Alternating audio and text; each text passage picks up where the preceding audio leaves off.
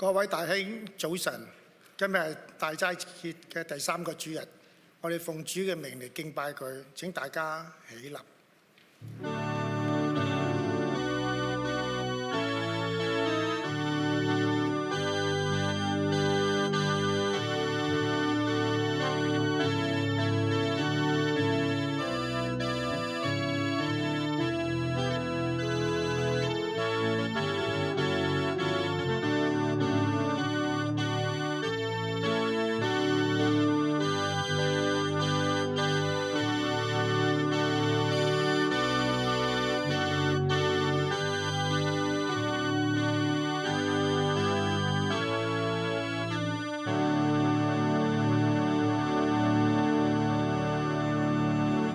請坐，各位早晨。就係過去嘅星期四，大家知唔知咩日子咧？其實係好開心嘅日子，就係冬天珍珠過咗去啦，春天又嚟啦，大地回春嘅景色係處處歷歷在目。有人講話一年之計在於春，一日之計在於晨，一生之計在於勤。咁我哋身為基督徒，我哋唔使等到1年或者計劃咩嘢咧。其實我哋有生命氣息，係神嘅恩典，神嘅信實廣大，所以我哋每日咧都能夠去讀神嘅話語，去親近佢，使到我哋能夠活出我哋嘅信仰，將一切榮耀頌讚獻俾神。宣召上帝嘅眾子啊，你們要將榮耀能力歸給耶和華，歸給耶和華，要將耶和華的名應當的榮耀歸給他，以聖潔的裝飾敬拜耶和華。洪水泛濫之時，耶和華在著為王，耶和華在著為王，直到永遠。耶和華必賜力量給他的百姓，耶和華必賜平安的福給他的百姓。請大家低頭禱告。我哋嘅阿爸父上帝啊，感謝你俾我哋嘅眷顧同恩典，因為你個愛係何等豐富，永不止息，永不改變。詩人話：諸天述說神嘅榮耀，穹蒼傳揚佢嘅手段。主啊，我哋要感謝你俾我哋有生命氣息，我哋更要讚歎你創造嘅奇功，俾我哋享受四季嘅更替，春回大地嘅景色。我哋願將一切榮耀頌讚獻上。主啊，你監察我哋嘅心思意念，但係好多時我哋以心靈願意、肉體軟弱嘅藉口，對神向人都有虧欠。我哋唔敢向你祈求什麼，只有懇求你用你嘅寶血洗淨我哋一切嘅不義。求你嘅聖靈嚟鞭策我哋，俾我哋力量，使到我哋每日都能夠為主作鹽作光，講傳福音，為主作美好嘅見證。主啊，我哋教會中有身體軟弱嘅肢體，你又好清楚。你更提醒我哋，世上有苦難，而疾病都係其中一種。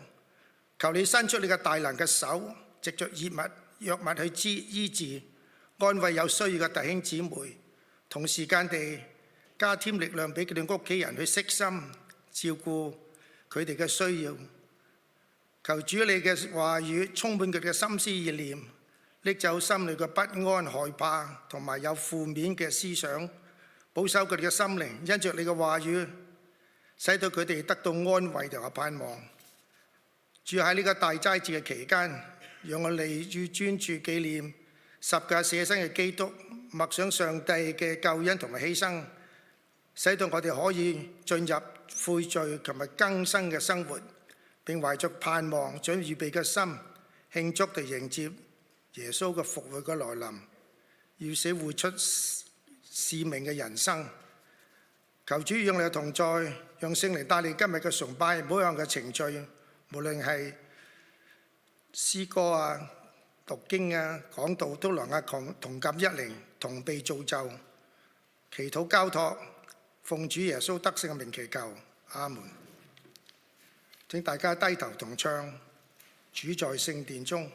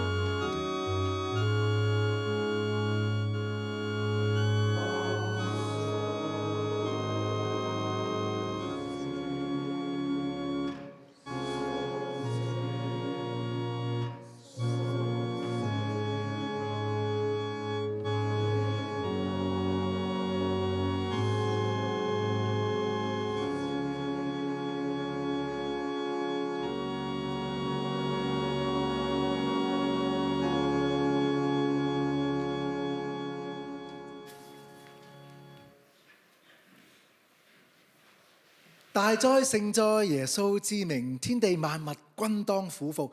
讓我哋一同尊崇主嘅聖名，請大家起立。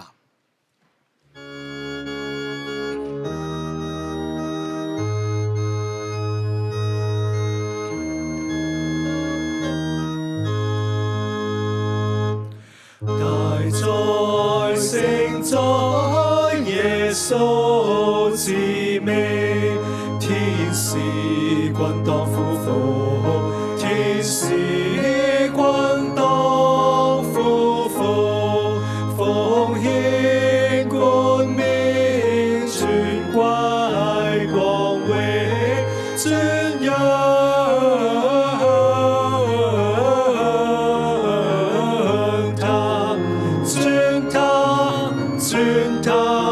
尊他來，尊他萬有主，順動聖徒從主壇前，向着萬眾招呼，向着萬眾招呼，同來讚美耶西之條，尊仰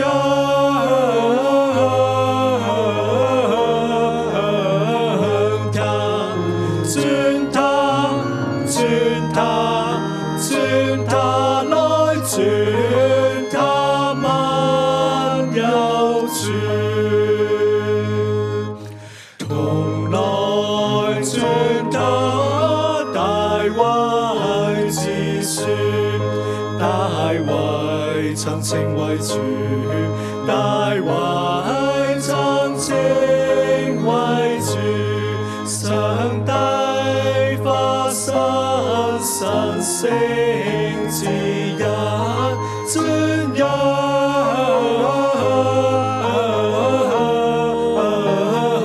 他，尊他，尊他，尊他來，尊他萬有主。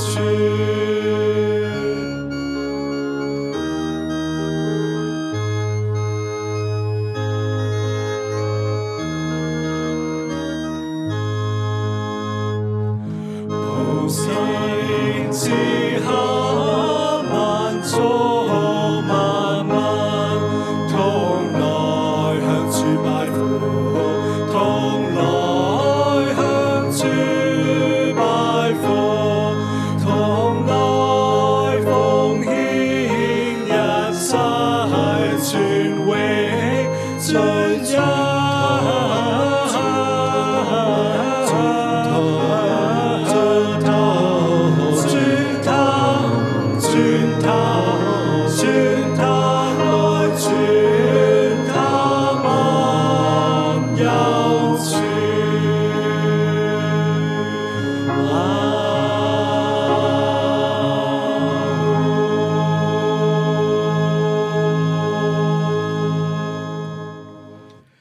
主耶穌，唯獨你配得尊榮，至聖嘅主，求你接納我哋嘅敬拜，萬有都歸你。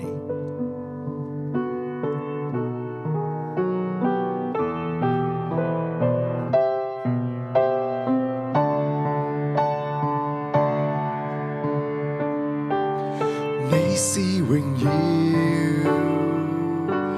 至美尊崇，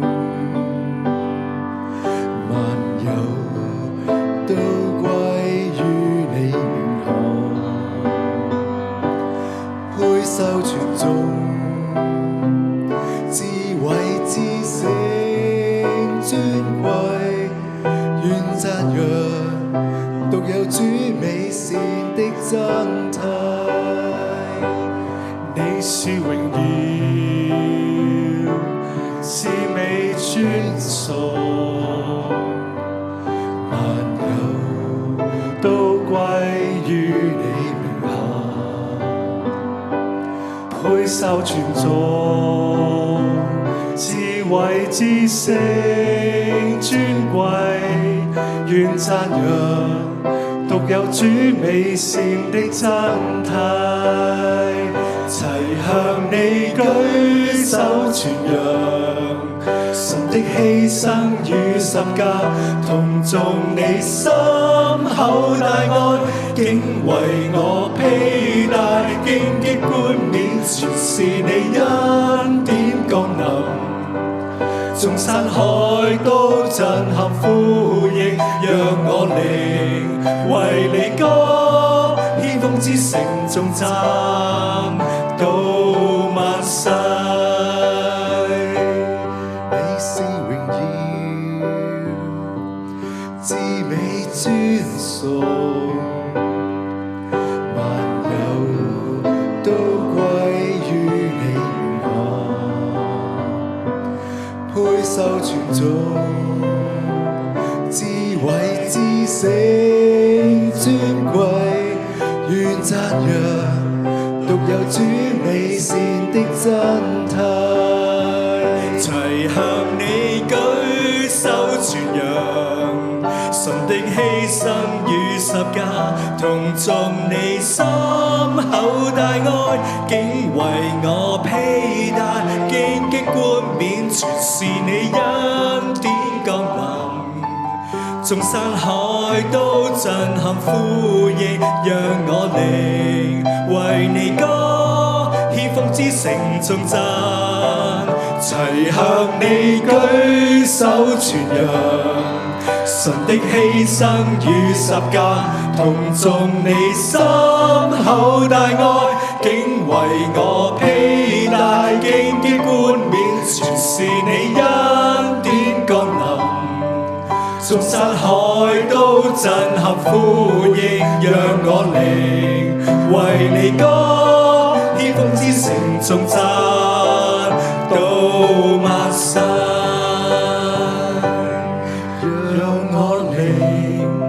為你歌，獻奉之城頌讚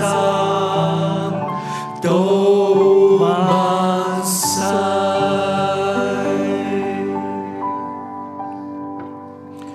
神啊，萬有都歸於你名下，萬物都伏在你腳下，唯獨你係我倚靠。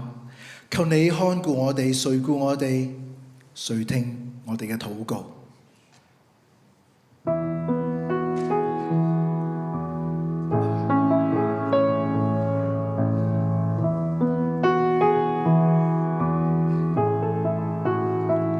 你是我神，是我的依傍，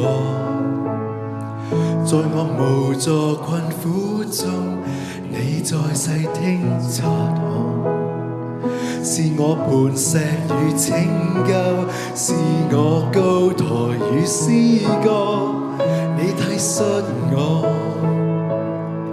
你保守我。你是我神，是我的依傍，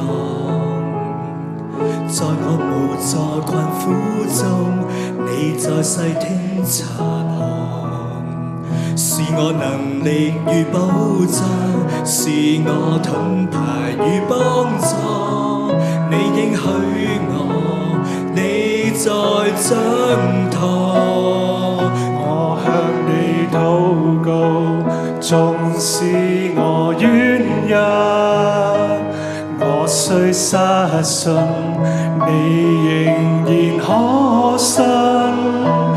面對的山嶺那麼高，路徑艱難如沒去路，但信靠你，你定會開路。向世界宣告，你是我盼望，我心相信，靠着你得勝，讓你的手替我爭戰，用你的名成就美事，一心倚靠你，遵行你旨意。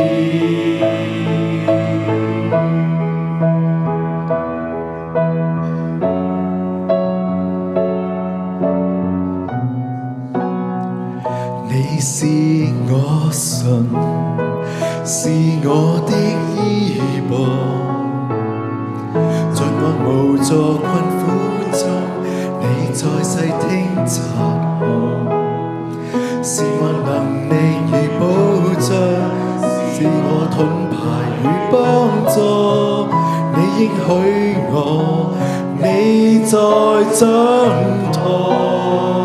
我向你禱告，縱使我軟弱，我雖失信，你仍然可信。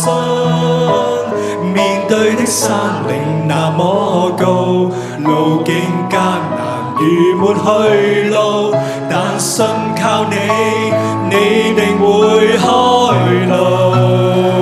向世界宣告，你是我盼望。我心相信，靠着你得勝，讓你的手替我爭戰，用你的名成就美事，一心倚靠你，遵行你旨意。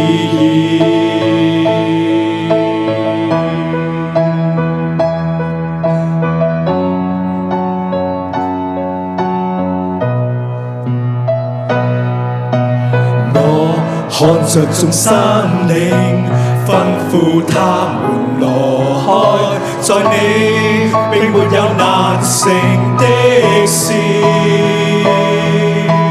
你教導我禱告，要帶着信心宣告，相信你定會聽到。我看着眾山嶺，吩咐他們挪開，在你並沒有難成的事。你教導我禱告，要帶着權柄宣告，相信你定會聽到。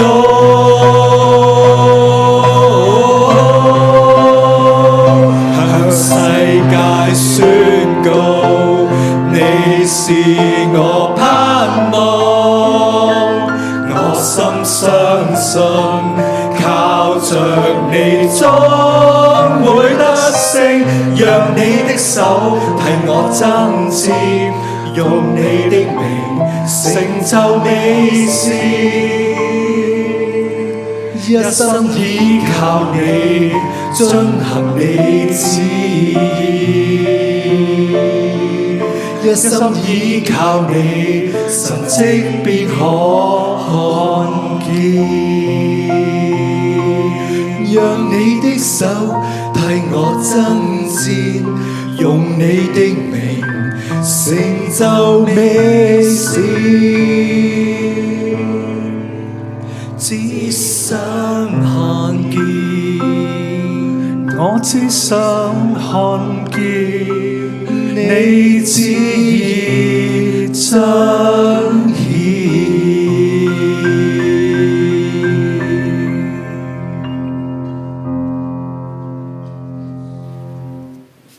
萬物都係從主而嚟，我哋擁有一切都係神嘅恩典，讓我哋懷着感恩嘅心去奉獻我哋嘅時間、金錢、恩賜同埋生命，將神擺上。讓大家一齊同唱獻禮文。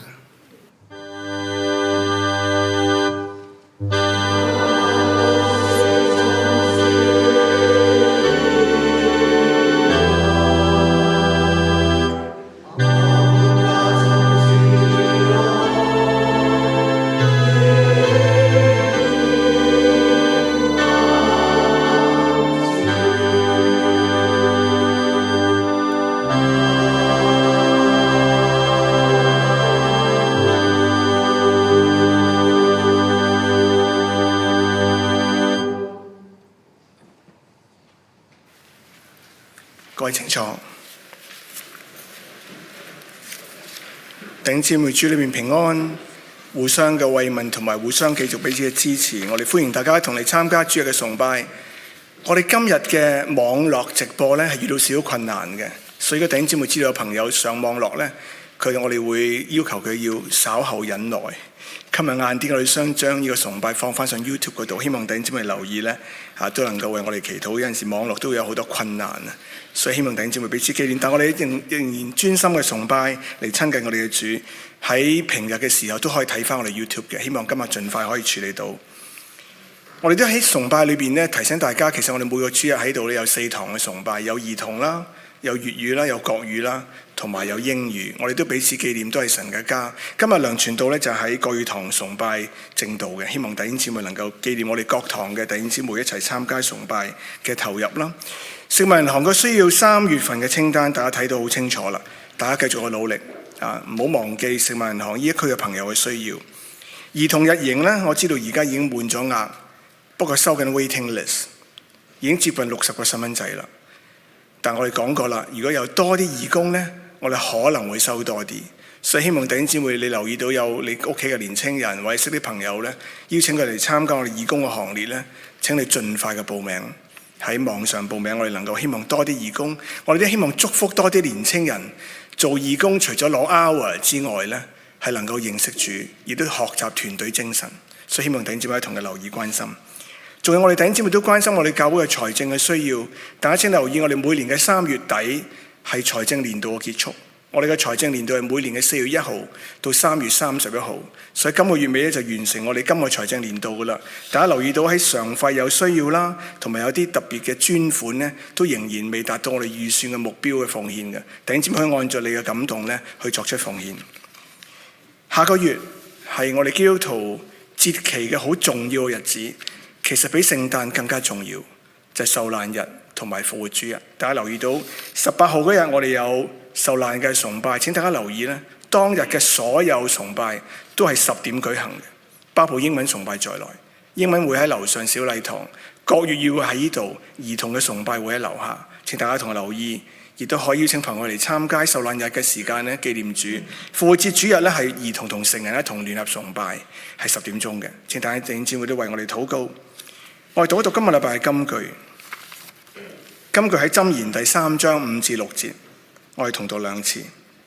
你要專心仰賴耶和華，不可依靠自己的聰明，在你一切所行的事上都要認定他，他必指引你的路。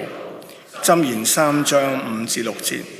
你要專心仰賴耶和華，不可依靠自己的聰明，在你一切所行的事上都要認定他，他必指引你的路。箴言3章5至6節。請大家同我一齊嚟到主嘅面前，憑着信心去親近主，一齊誠心祈禱。天父上帝，我哋嘅主，其實我哋好不配嘅，但我哋把握住主耶穌嘅應許，亦都係單單奉主耶穌嘅名向你禱告。多謝你聖經嘅話，要求我哋專心仰賴你，唔好靠自己嘅聰明，要認定你。求你寬恕我哋，因為我哋唔夠專心，我哋冇認定你。喺人生好多嘅路上，求你憐憫我哋，我哋好投入嘅時間，有陣時真係會忘記咗專心仰賴你，專心嘅認定你，反而靠咗我哋自己嘅聰明。多謝你聖經嘅說話，真係講得好真，我哋好需要。但我哋知道你有憐憫，有恩典，我哋只係憑着信心嚟到你面前。我哋向你禱告嘅時候，真係好似頭先我哋唱詩歌所講嘅，並唔係詩詞，而係我哋每一個人喺生活上邊真係遇到嘅事。我哋軟弱啦，我哋失信啦，我哋面對前邊真係好似山嶺咁高嘅難關啦，我哋走嘅路徑真係好多艱難，好似冇出路啦。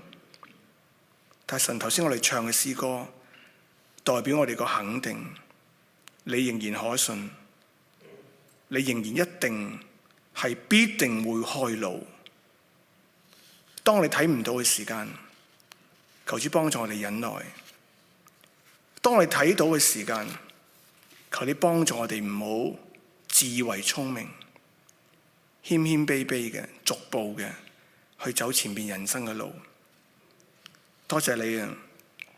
你容許我哋人生裏面有陣時會遇到一啲好難面對嘅事，甚至會措手不及，都唔知點算。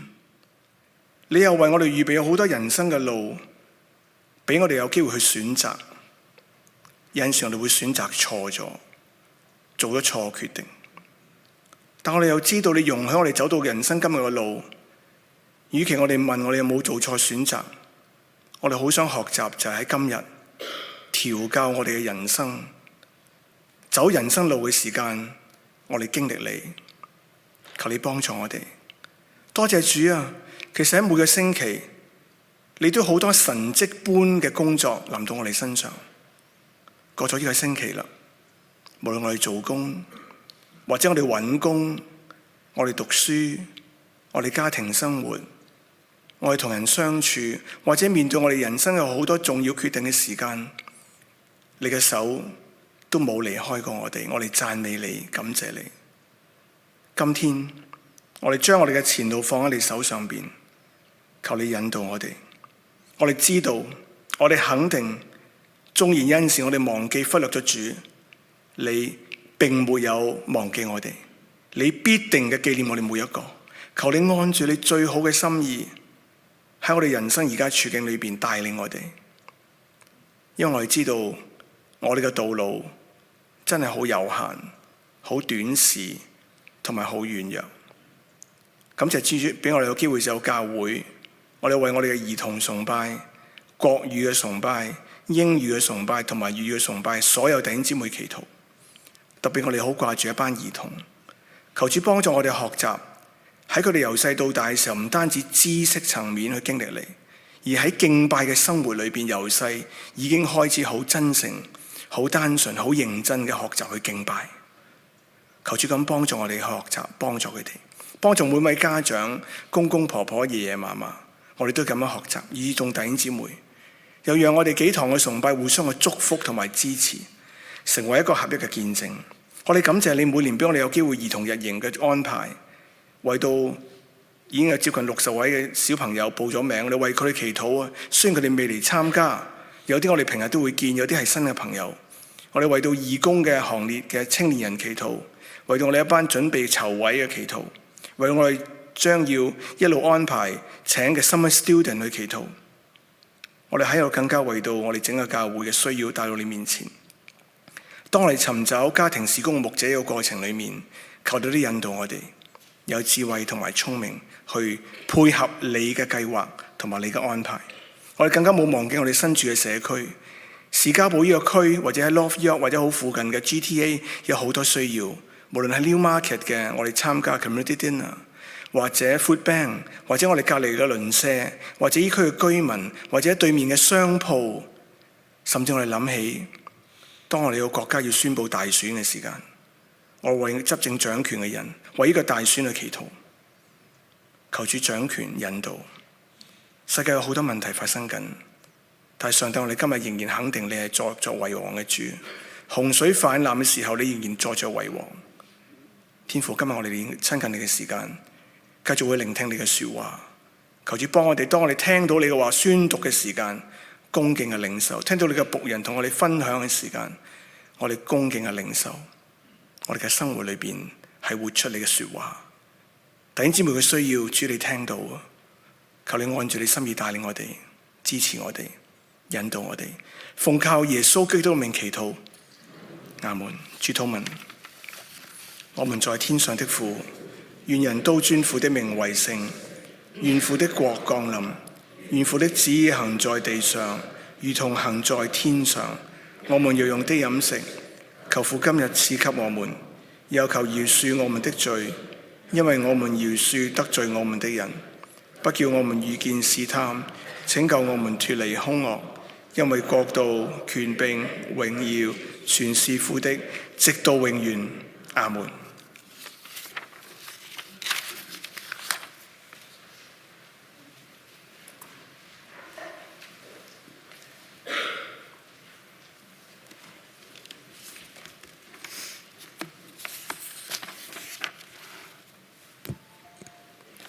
今日經課舊約以賽亞書55章1至13節，教會聖經舊約867頁。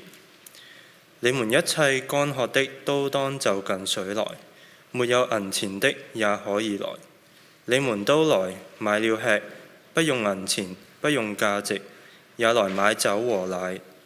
你們為何花錢買那不足為食物的，用勞碌得來的買那不使人飽足的呢？你們要留意聽我的話，就能吃那美物，得享肥甘，心中喜樂。你們當就近我來，側耳而聽，就必得活。我必與你們立永約，就是應許大衛那可靠的恩典。我已立他作萬民的見證，為萬民的君王和司令。你素不認識的國民，你也必召來；素不認識你的國民，也必向你奔跑。都因耶和華你的上帝以色列的聖者，因為他已經榮耀你。當趁耶和華可尋找的時候尋找他，相近的時候求告他。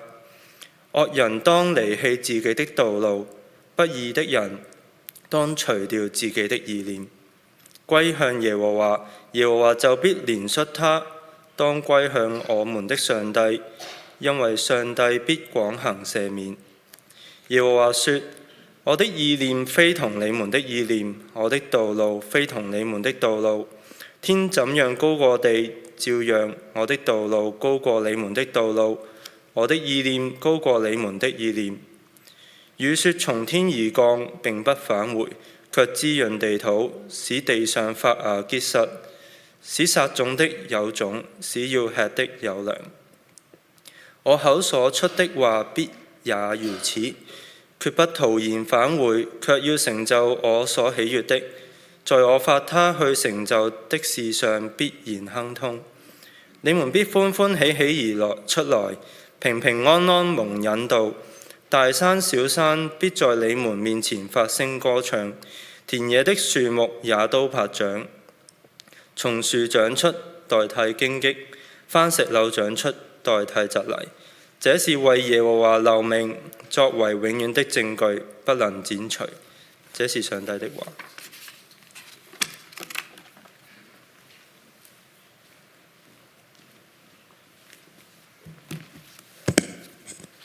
各位弟兄姊妹，主內平安。我哋今日咧係從以賽亞書嗰度咧就去學習。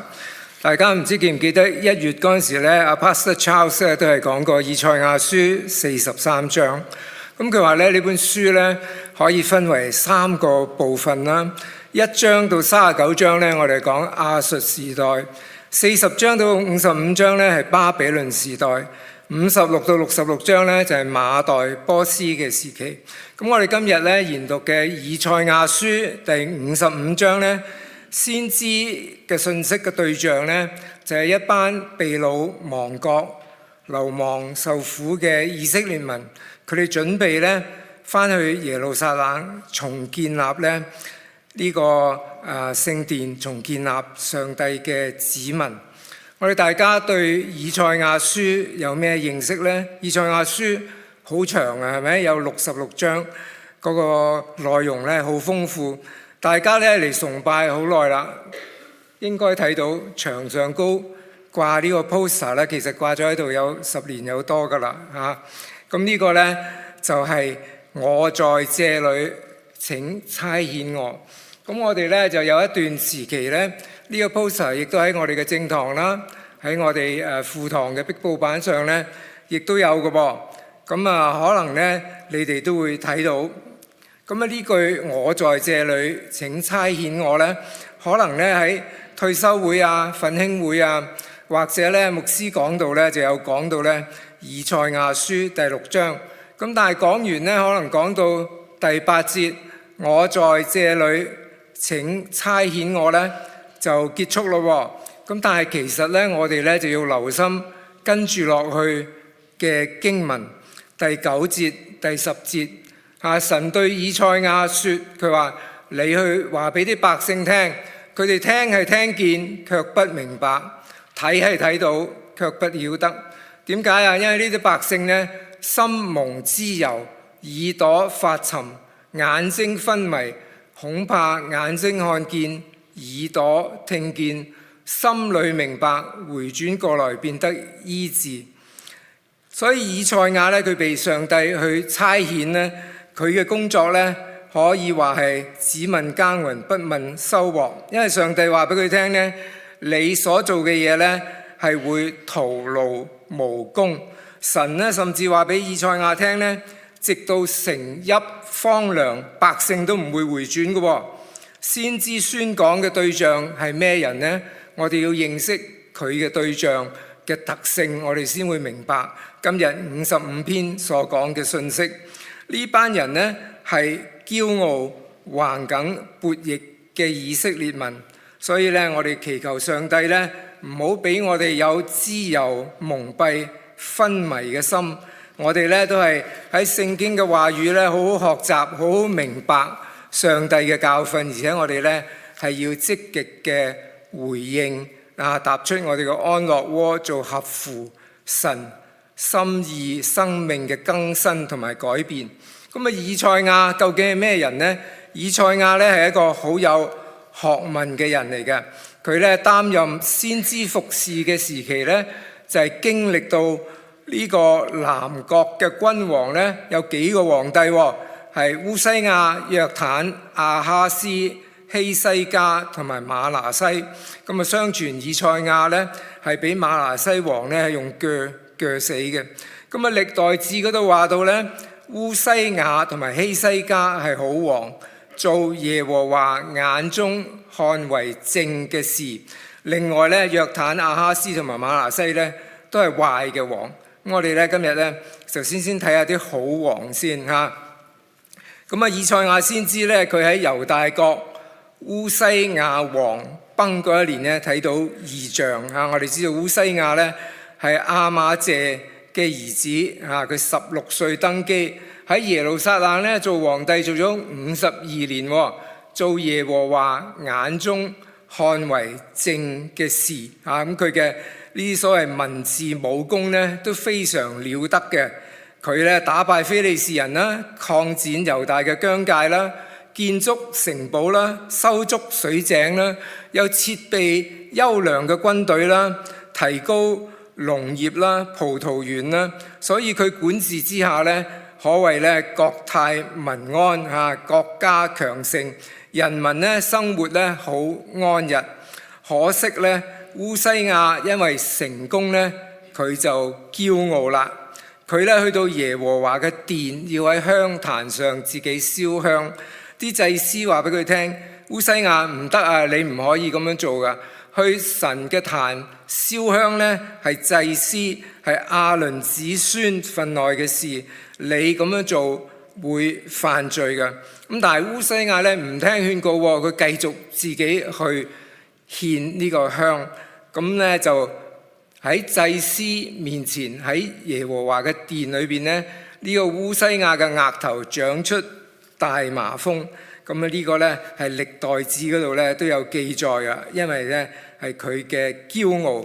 咁啊喺歷代志嗰度咧記載烏西亞其他嘅事咧，都係由阿摩斯嘅兒子先知以賽亞所記嘅。咁所以聖經學者咧就覺得以賽亞咧佢喺呼召之先咧，可能係烏西亞皇宮裏邊咧一個負責記錄皇帝起居嘅史官。咁我哋喺以色列嘅歷史當中咧，睇到佢哋多次咧都係俾外敵人咧入侵，但係咧佢哋咧就唔去依靠耶和華喎，卻係咧求第二啲國嘅幫助。嗱，呢個以賽亞書第30章第2節咧，佢話：起身下埃及去，並沒有求問我，要靠法老嘅力量加添自己嘅力量。並且咧投在埃及嘅蔭下。第31章1節佢話：禍哉！那些下埃及求幫助的，因為仗賴馬匹，依靠甚多的車輛，並依靠強壯的馬兵，卻不仰望以色列嘅聖者，也不求問耶和華。咁所以咧佢哋咧就係希望用外來嘅勢力、強大嘅兵馬嘅軍隊咧去抵抗外敵，就係唔係去求耶和華。咁我哋講另外一個王希西家嚇。希西家嘅父親咧亞哈斯咧就係一個唔好嘅皇帝啦嚇，背逆耶和華神。咁所以咧喺希西家當政初頭咧，猶大國無論係政治宗教都黑暗啊，因為佢哋有呢啲邱壇啊，又拜呢啲偶像啊咁樣。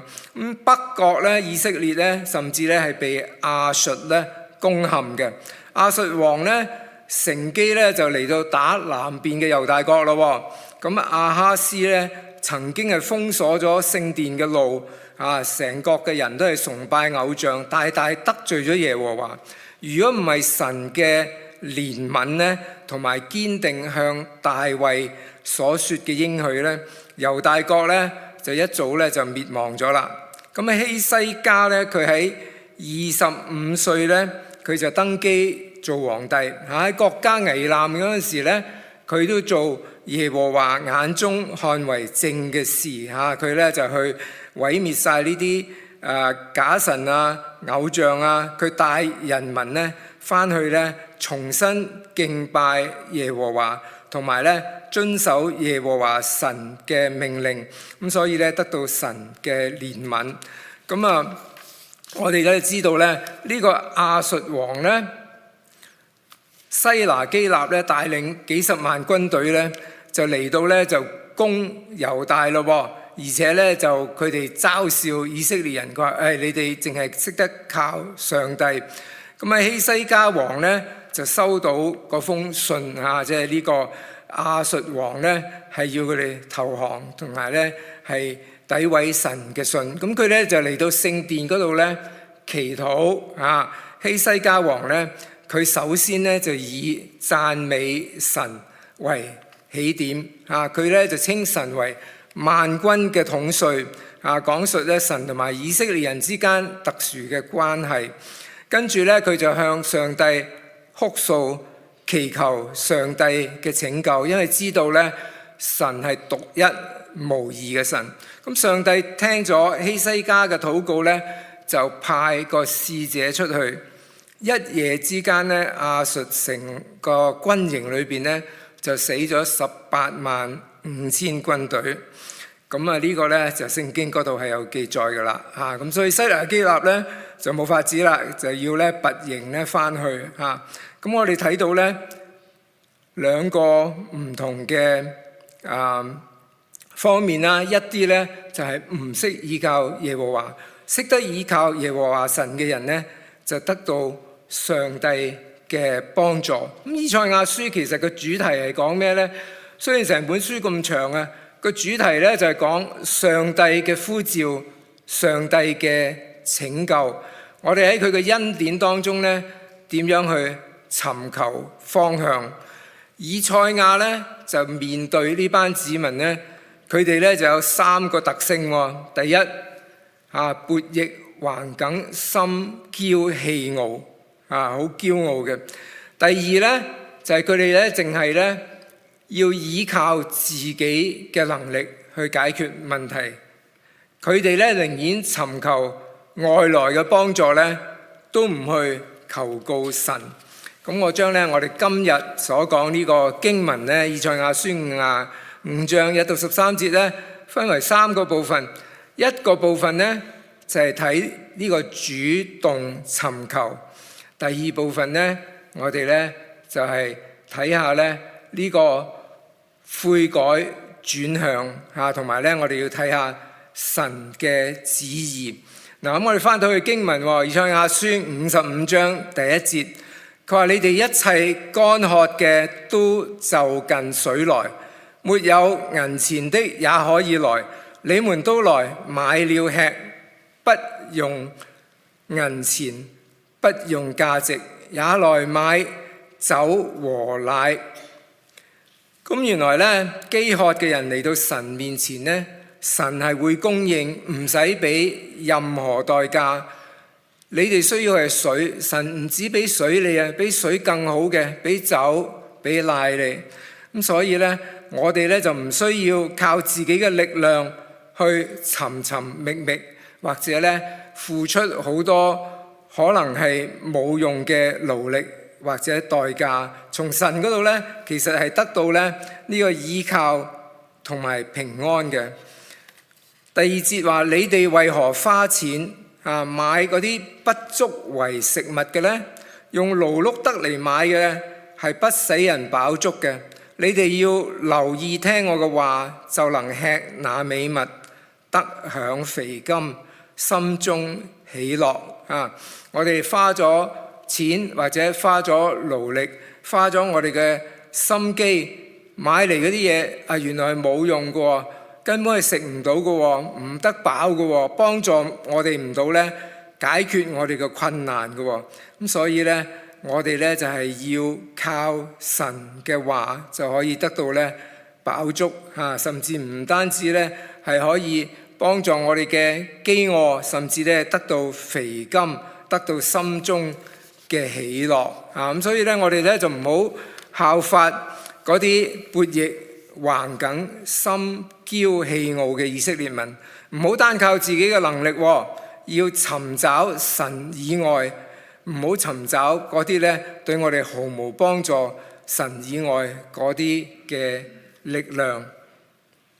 咁呢，我哋呢睇到呢喺以賽亞書30章15節嗰度呢，佢話主耶和華以色列嘅聖者曾如此說：你哋得救在乎歸回安息，你哋得力在乎平靜安穩，你們竟不自肯。咁呢個歸回安息其實呢係叫佢哋乜嘢都唔好做，淨係呢就倚靠神。另外一句呢，我哋好熟悉嘅金句啦，詩篇46篇10節：你們要休息，要知道我是神。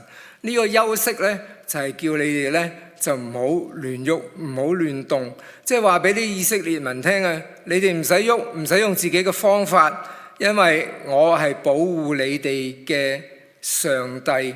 甚至呢對侵害佢哋嘅敵人講呢，你哋要休息，你哋唔好喐因為我係萬軍嘅耶和華，我係無所不能你唔好蝦我啲子民咁所以呢個呢，你們要休息，要知道我是神。今日經文第3節呢，佢話你們當就近我來，側耳而聽，就必得活。我必與你們立永約，就係應許大衛那可靠嘅恩典。先知叫呢啲子民嚟側耳而聽，留心而聽呢個就係針對頭先我講嗰啲人聽是聽見卻不明白，看是看見卻不曉得。你哋呢係要側耳而聽，即係好留心咁樣去聽，好留心咁聽呢，你哋呢就可以呢得以呢係存活啦。神呢立他作萬國的見證，為萬民的君王和司令。你素不認識嘅國民，他也不召來；素不認識你哋嘅國民，也必向你奔跑。都因耶和華你嘅神，以色列嘅聖者，因為他已經榮耀你。咁呢度呢，信實嘅神話，我必與你們立約。呢個約呢，就藉着神應許以色列嘅王大衛所立嘅。佢已經呢立咗呢個呢萬民嘅見證，萬民嘅君王同埋司令。神應許佢嘅後裔要永遠坐在寶座上。對先知宣講嗰班對象嚟講呢，呢個呢就係成就救恩嘅彌賽亞。我哋知道呢，而家呢受苦節嚟啦，復活節嚟啦。彌賽亞呢位神，佢用寶血為咗贖我哋嘅罪，作為贖價，為我哋犧牲。佢亦都用靈澆灌，將聖約擺喺我哋嘅心嗰度。百姓呢，如果效法呢位義僕耶穌基督呢，就要甘願守呢個約，就可以得享永福。今日神嘅兒子耶穌基督已經嚟到我哋中間啦，佢已經得榮耀啦，為咗我哋嘅罪嘅緣故，佢走上十字架。相信佢嘅人呢，係可以因信而稱為義，得以進入神嘅國度。基督呢，係要將救恩呢，係賜俾世人嘅。嗱，第二部分呢，我哋就睇咧呢個悔改轉向咯噃。呢度話當趁耶和華可尋找嘅時候呢，係尋找他；相近嘅時候呢，求告他。人呢，係天地創造嘅主所做嘅，所以人呢，去尋求神，去依靠神呢，本來係一件好自然嘅事，亦都係人應該盡嘅本分。但係可惜咧，人因為犯咗罪之後咧，佢哋咧就係逃避神，甚至咧係做啲假神嚟到悖逆佢，最後咧變本加厲嘅，甚至係敵擋神添。咁我哋要知道點樣趁耶和華可尋找嘅時候尋找佢啊！我哋係一定咧係要趁着時機去接受救恩嚇，因為呢度咧話咗咧有一個尋找嘅時候喎，有一個時機嘅喎。大家一定對呢個10個童女嘅比喻非常熟悉啦嚇。咁其中一段咧就記載喺馬太福音第25章1到13節嚇。咁呢度咧就話天國咧好像咧呢個10個童女咧就攞個燈咧就去迎接新郎喎。其中5個愚拙嘅，5個係聰明嘅。愚拙嘅攞住燈，佢冇預備後備嘅油；聰明嘅咧，佢另外咧就揾個器皿咧，有裝啲油嗰度後備喎。因為唔知道新郎幾時嚟啊！新郎遲嚟嘅時候咧，佢哋都瞌眼瞓咗啦。半夜有人話：新郎嚟啦，你哋出嚟啦！咁啲童女咧就起嚟咧就點燈咯喎。咁但係啲愚拙嘅童女咧，佢哋啲燈咧啲油用盡啦。佢問啲聰明嗰啲：你俾啲我得唔得啊？聰明嗰啲話唔得，我啲淨係夠我自己用啊，你自己去買啦。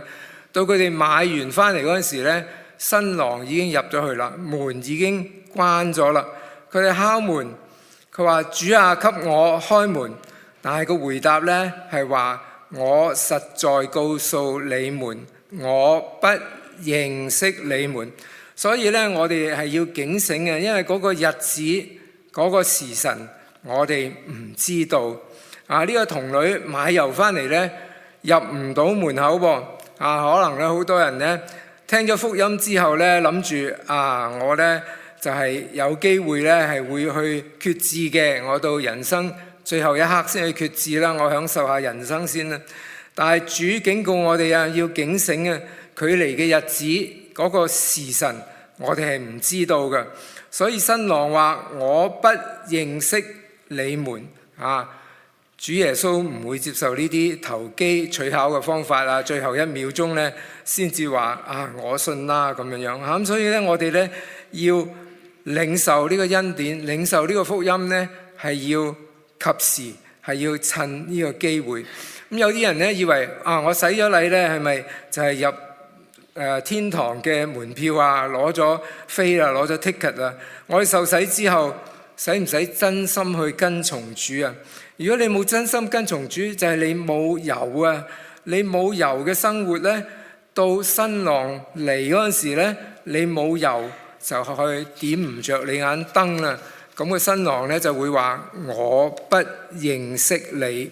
所以呢，我哋呢就要好好趁着呢個時機呢去接受喎。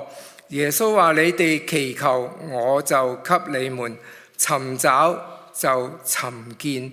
所以咧，我哋咧係要趁着呢個時機去尋找耶穌，我哋要尋見，我哋係要接受救恩。咁另外一點咧，我要講嘅咧就係要咧係講離惡歸神啦啊！惡人呢要離棄自己嘅道路啊，呢個係第7節。不義嘅人呢，當除掉自己嘅意念，歸向耶和華，耶和華就必憐恤佢。歸向我哋嘅神呢，因為神必廣行赦免。人係要放棄自己，離棄自己嘅道路，除掉自己嘅意念，先至可以歸向神。人要與神和好，有咩問題喺中間？就係罪啊！罪係阻隔咗我哋，因為神係聖潔嘅，有罪嘅嚟唔到神嘅面前，所以我哋咧一定要離棄罪惡，我哋咧先至可以去到神嘅面前。咁我哋如果係讀呢個教會歷史咧，呢個中期嘅教會咧就有講呢個教會歷史嘅7宗罪。7宗罪唔係7件罪，係7項宗教嘅罪。7宗罪咧，呢個 Seven Deadly Sins 嗰度拉丁文 septum 就係 seven 啦，mortalis 就係死啦，peccata 咧就係罪呢7宗罪。7宗罪其實最嚴重，第一項係咩啊？就係驕傲啊、傲慢啊。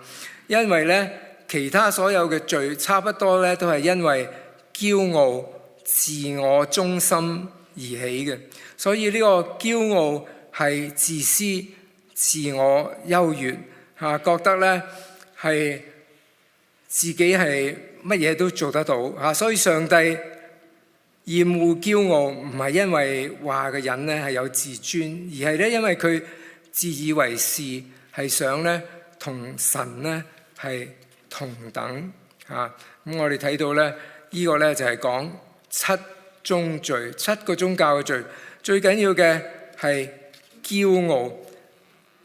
箴言嗰度話咧，佢話驕傲喺敗壞以先，狂心喺跌倒之前。凡心裏驕傲嘅咧，為耶和華所憎惡。人嘅高傲必使他卑下，心裏謙遜的必得尊榮。其實呢個7宗罪係有解藥嘅喎，呢個解藥係咩咧？個秘笈咧，你哋每日都經過嘅咧，就係我哋咧8福嘅樓梯嘅。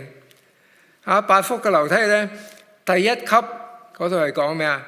虛心嘅人，我哋最近換咗啲新嘅啦咁所以呢張相咧係同而家嗰個唔係好同係講第1級樓梯，我哋係講虛心嘅人，或者係 poor in spirit。因為 poor in spirit 或者係虛心嘅人咧，就肯放低自己俾神做主咁所以咧，其實呢個虛心嘅人咧就係解決驕傲嘅。咁其實嗰7宗罪咧，呢8級樓梯咧係可以解決嘅咁嗰啲或者第日主日學講啦就唔係今日呢個場合咧嗰度講啦咁我哋咧就去睇下神嘅旨意我哋第3咧，我哋睇下神嘅旨意。我先咧係講個古仔俾你哋聽咁有個人咧，佢咧就坐船就遇到海難啦佢流落喺荒島，咁喺啲破船嗰度咧就執到啲木板嚟起咗間屋仔。咁一日咧就唔小心，嗰間屋咧就俾火燒着咗。咁佢又埋怨神咯，佢話神啊，我好辛苦先執到幾塊木仔出嚟搭個咁嘅 shelter， 你都將佢燒埋我。咁咧就後來過咗冇幾耐咧，就發覺咧海面有隻船喎，有人撐個艇仔嚟救佢。船長話我睇到你嗰啲求救嘅煙火所以咧就嚟睇下。咁呢個人咧就俯伏喺個甲板度，佢話神啊，真係感謝你，原來你燒咗我間屋係要為咗係拯救我。咁所以有時神嘅旨意我哋明唔明白咧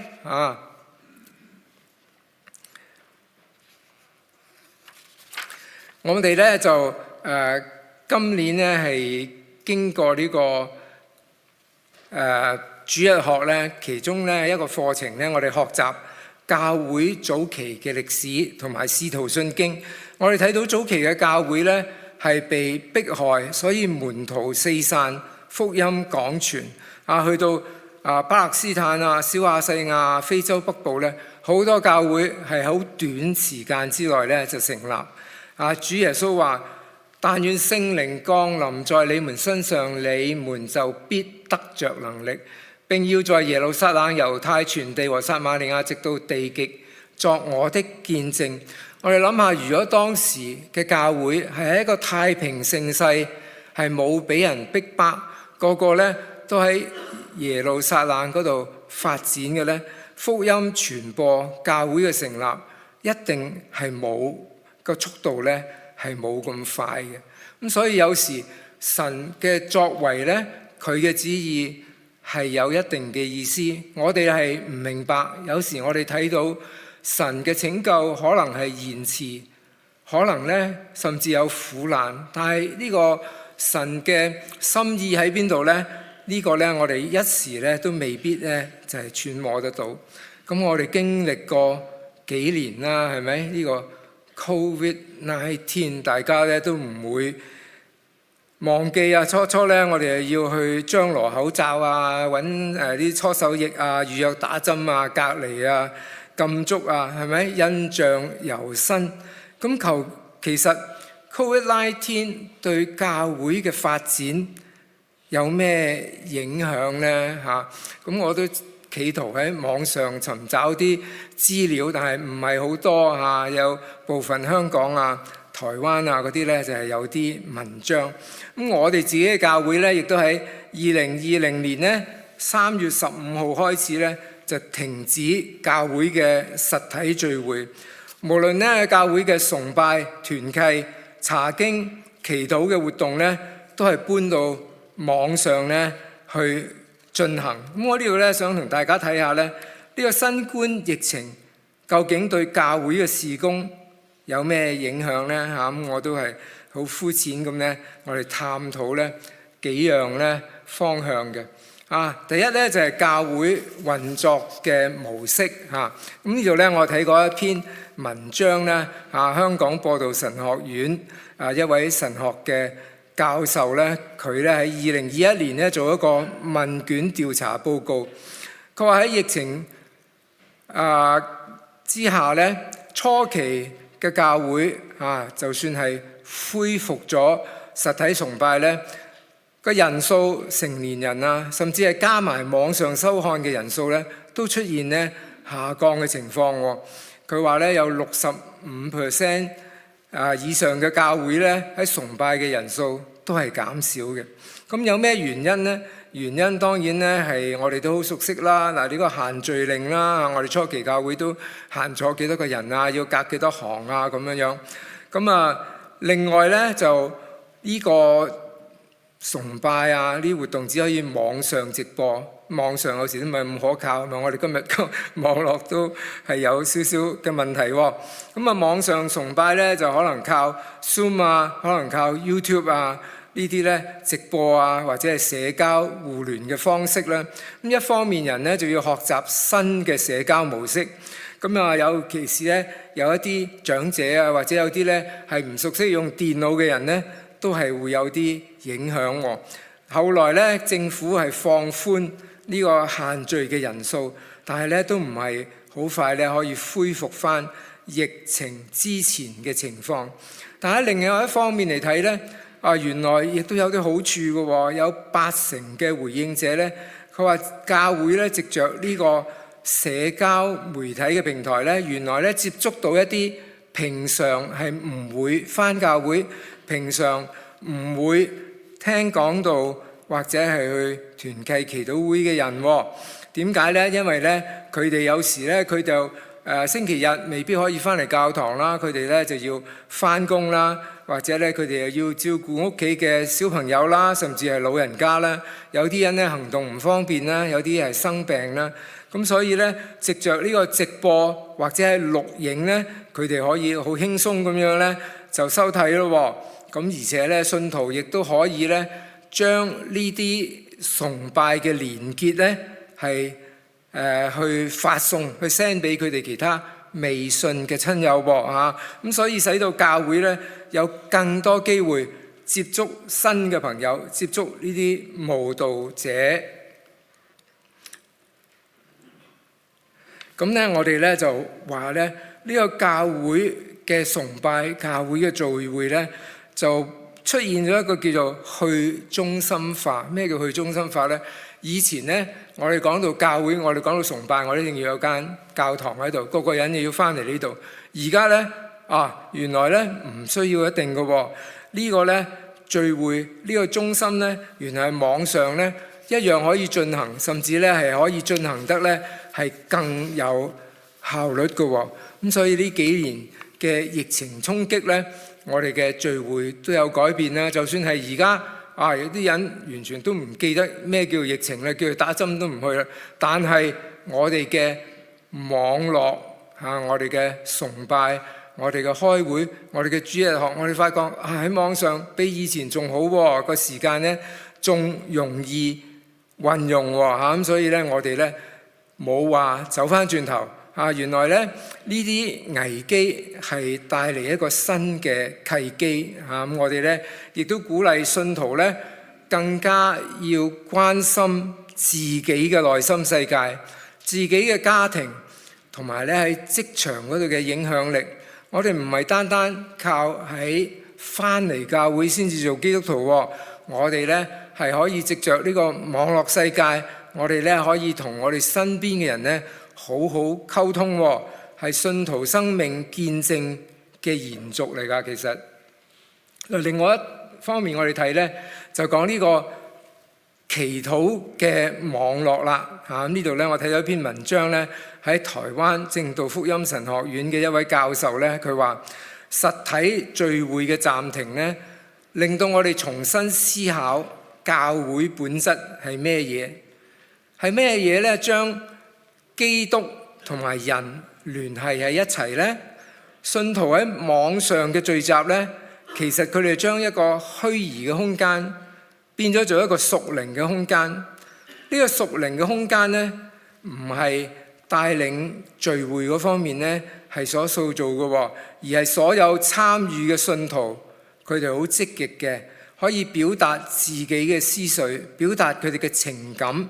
使網上嘅空間呢，呢個群體感或者係關係感呢係做出嚟所以呢，出席網上聚會嘅方便呢，雖然佢係犧牲咗呢個實體聚會嘅近距離接觸同埋呢對聚會嘅專注，但係呢就幫助信徒呢，大家一同思考耶穌基督叫我哋聚集嘅意義。喺希伯來書嗰度話，你哋不可停止聚會，好像那些停止慣了的人，倒要彼此勸勉。既知道那日子臨近，更應當如此。呢個命令唔單止係停止喺呢個叫你哋不可停止聚會，反而咧係要鼓勵我哋咧係互相勸勉我哋咧就要互相咧關心。咁雖然呢啲網上嘅祈禱會咧可能咧係人數少但係咧係比較親密，大家咧都好容易咧係分享大家嘅需要大家咧向神去親近。呢個祈禱嘅小組咧，對好多咧唔可以出門聚會嘅信徒咧帶嚟好大嘅祝福咁，所以咧好多呢啲網上嘅小組咧，不但止咧冇退縮冇衰退，反而咧仲會帶進啲新嘅朋友。咁所以疫情咧冇錯係一場大考驗，測試出咧個人同埋群體對神同埋我哋大家彼此關係嘅真實同埋深度。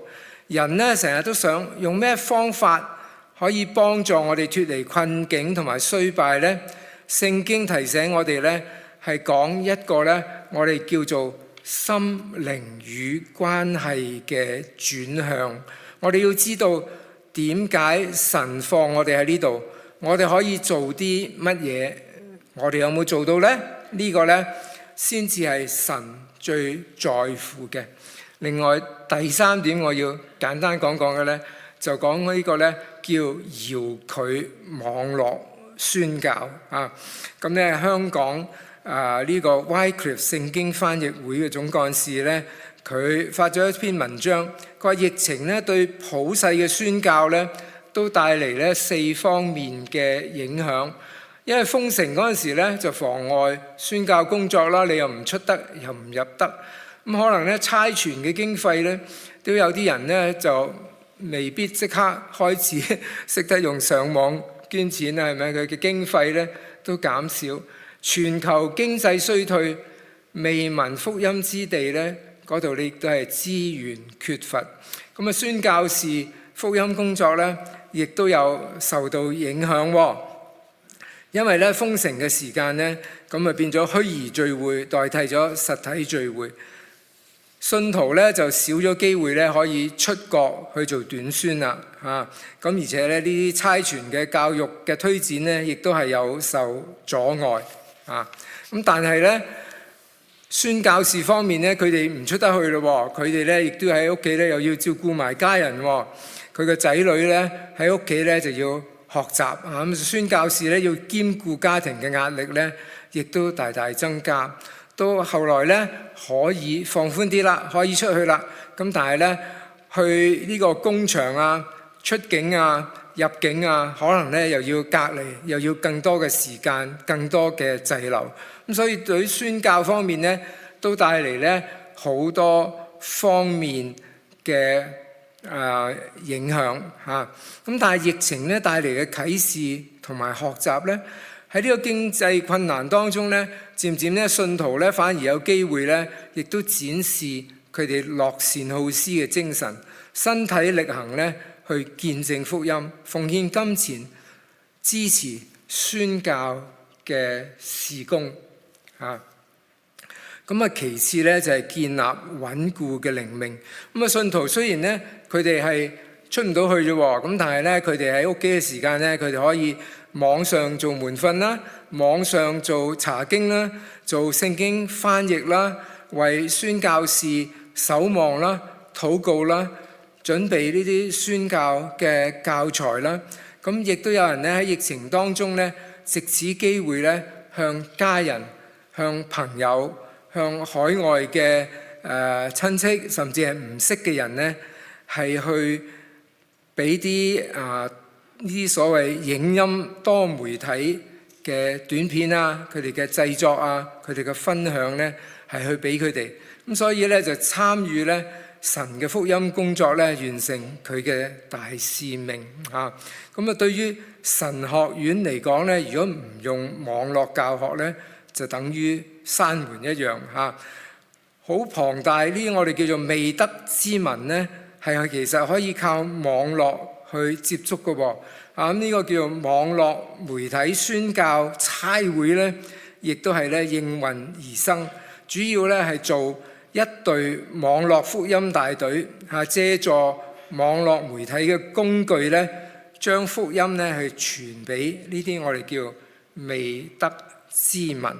嗱，咁我熟悉嘅一間神學院咧，呢個紐約神學教育中心咧，個漢語網絡神學院咧，佢哋亦都創立咗一個網絡媒體宣教差會嚇，亦都有一個課程咧係網絡媒體宣教嘅碩士嘅課程。咁咧佢哋為呢啲準宣教士咧預備修讀嘅課程啊，幫佢哋咧就做好多咧係網上宣教嘅準備。網上宣教雖然係犧牲咗呢個實體聚會近距離嘅接觸，但係有志宣教嘅弟兄姊妹咧，佢又唔使擔心外遊喎，唔使買機票喎，唔使擔心病喎，唔使擔心我身體軟弱喎，行唔喐喎，佢哋都可以參加咧呢個海外宣教嘅活動。咁究竟新冠疫情對教會發展嘅影響係正面抑或負面？而家嚟講呢，我哋係話言之過早，不能判斷。咁但係危機同埋轉機呢係共存嘅。對遵行耶和華律法嘅人嚟講呢，所有困難呢其實都係靈性甦醒最佳嘅時刻。嗱，咁跟住呢，我哋睇下啦噃，人嘅道路係點呢？上帝嘅道路係點呢？人嘅道路呢，通常呢就係注重咩呢？要有效率啦，要有結果啦，係咪？我哋去讀書會話幾時攞到學位啊？我擺咗啲錢去投資，幾時得到回報啊？我嚟咗加拿大咁耐，幾時攞到 PR 啊？咁呢啲呢都係人所諗嘅嘢。我哋一定要有效率，我哋都要有時間，我哋要有結果，甚至有時覺得神嘅方法好似冇乜效率喎，神呢又允許有苦難，又要等人悔改，甚至呢好似喺保羅講呢，係用人認為愚拙嘅辦法基督親身上十字架去救贖我哋。咁所以呢，好似神嘅工作唔係講效率嘅喎，神嘅道路係講咩呢？神嘅道路呢係講永恆，係講全知。神呢係呼召人歸回同埋轉化嘅。咁其實呢，以賽亞書第55章呢係充滿恩典福音嘅宣言。上帝嘅道路呢，從創世以嚟呢，都係一個預備救恩嘅計劃。佢每一步都係包含對人類嘅未來有洞察，對全人嘅醫治。基督上嘅十字架，人眼中看為係失敗，但係其實係上帝智慧嘅巔峰。喺以賽亞書55章呢，我哋呢講到上帝係向一班疲憊、困乏、迷失嘅人發出邀請。呢個邀請呢，唔單止係對當時以色列人被擄巴比倫要回歸呢啲以色列人講嘅，係對每一個渴望生命意義嘅人講嘅。上帝嘅道路唔係隱藏嘅奧秘，而係一條呢向所有人敞開救贖之路。然而呢，呢一條道路與人嘅道路呢係完全唔同嘅，佢超越人嘅邏輯，甚至顛覆世界嘅價值，係指向永恆嘅應許。所以上帝嘅道路呢係呼召人歸回同埋轉化。我哋呢當趁耶和華可尋找嘅時候尋求他，相近嘅時候求告他。惡人要離棄自己嘅道路，不義嘅人要除掉自己嘅意念，歸向耶和華。佢亦都呢係講行赦免。呢個呢第6節到第7節。咁而歸回嘅前提呢係要悔改同埋放下。上帝嘅道路呢唔係話俾我哋自我升值，其實係一條呢係捨己歸回嘅道路。佢要求人呢係要放棄離棄自己嘅道路，離棄自己嘅意念，誠實自己嘅有限同埋過犯。上帝嘅話係必然會成就㗎。我哋睇下第10節，第10節嗰度呢就話到，雨雪從天而降，並不返回，卻滋潤地土，使地上發芽結實，使撒種嘅有種，使要吃嘅有糧。就好似每日太陽會升會降，天會下雨會下雪。上帝呢，佢嘅恩典佢嘅應許係信實嘅。第11節呢，佢話神話呢，我口所出嘅話也必如此，決不徒然返回，卻要成就我所喜悅的，在我發他成就的事上必然亨通。上帝呢唔係縱容罪人，上帝嘅赦免呢係要重建，佢嘅恩典呢係要將惡人轉為義人，佢使乾渴嘅心重新得到滋潤。我哋睇下第13節，佢話松樹長出代替荊棘，松樹係好嘅，荊棘係吉手嘅，係代表罪惡嘅。佢將番石榴長出代替蒺藜，所以神唔係要消滅呢啲荊棘，唔係要消滅呢啲蒺藜，佢係要將佢哋轉化成為有用嘅松樹，成為好嘅番石榴，要為耶和華留名，作永遠嘅證據，不能剪除。所以上帝嘅應許係赦免，係更新。上帝嘅話語係會必然成就。佢嘅應許呢，好似大自然界嘅定律一樣，雨水必然滋潤大地。神嘅話呢，必然成就救贖。上帝嘅道路呢，係帶嚟宇宙嘅更新，最終嘅榮耀，萬物都要歡呼。咁我哋讀完以賽亞書第55章，應該點樣做啊？點樣去回應啊？咁呢度呢，我俾3個字大家啊。第一個字呢，就係來，呢個呢，係以賽亞書第55章第1節。佢話承認你心靈嘅乾渴啊，唔好依靠自己嘅方法，你要嚟啊，要領受呢個免費美好嘅恩典。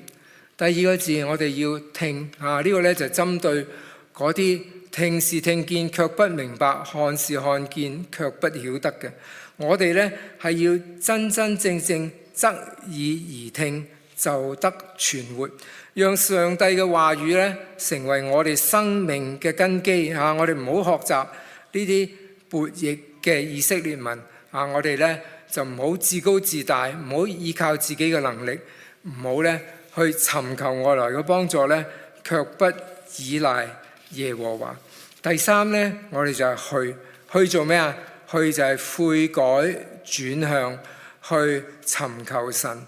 去走上帝為我哋預備嘅道路，我哋帶着確信，活喺上帝嘅應許當中，去為佢作見證去見證佢道路嘅榮美嚇。咁所以我哋今日嘅金句呢，係好容易明白嘅。你要專心仰賴耶和華，唔可以依靠自己嘅聰明，喺呢一切所行嘅事上都要認定他必指引你嘅路嚇。箴言呢3章5到6節。嗱，我哋大家一齊低頭祈禱。慈悲嘅主，愛我哋嘅父，我哋感謝你，感謝你嘅救贖，感謝你賜俾我哋白白嘅恩典。求主幫助我哋好好嘅用耳去聽，用眼去睇，用心去尋索，去明白你嘅旨意，去走你為我哋預備嘅道路。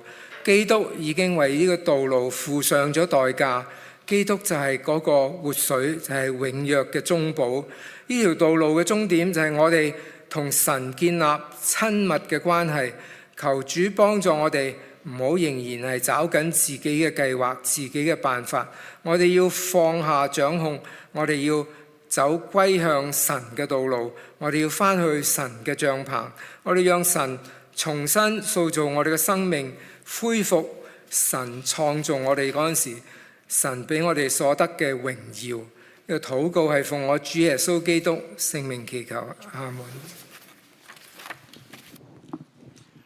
神嘅道路高過我哋嘅道路，神嘅意念高過我哋嘅意念，願我哋都行喺神嘅路當中。我哋同唱詩歌《神的路》，請大家起立。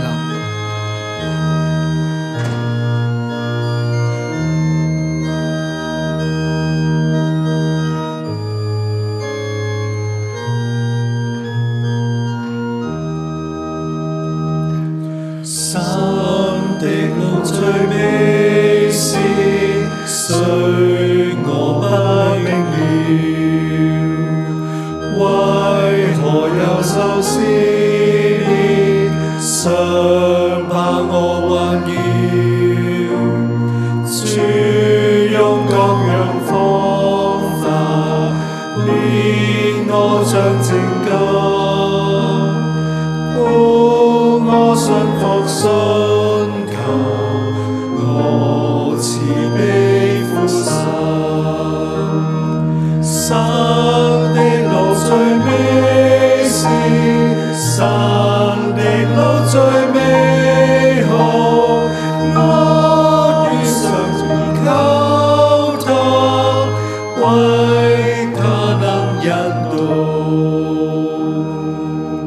生的樂最美愛，為他能引導。我全心投靠他，甜蜜這安好。在海不能臨到，平安無煩惱。我要永遠靠住他是色之母。生的路最美是，生的路最美好。我願常依靠他，為他能引導。三一族。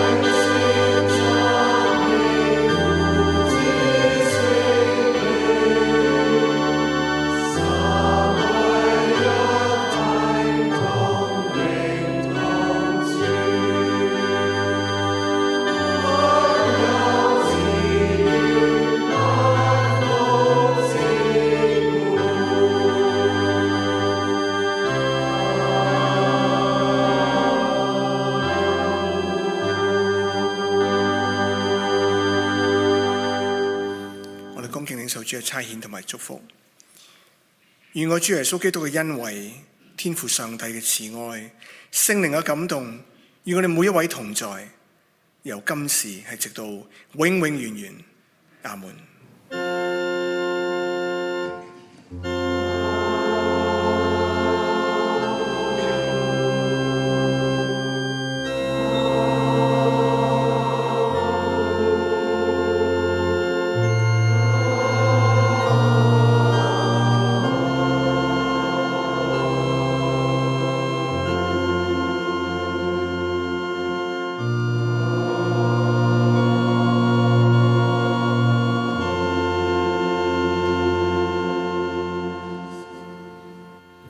各位請坐，我哋安靜默禱。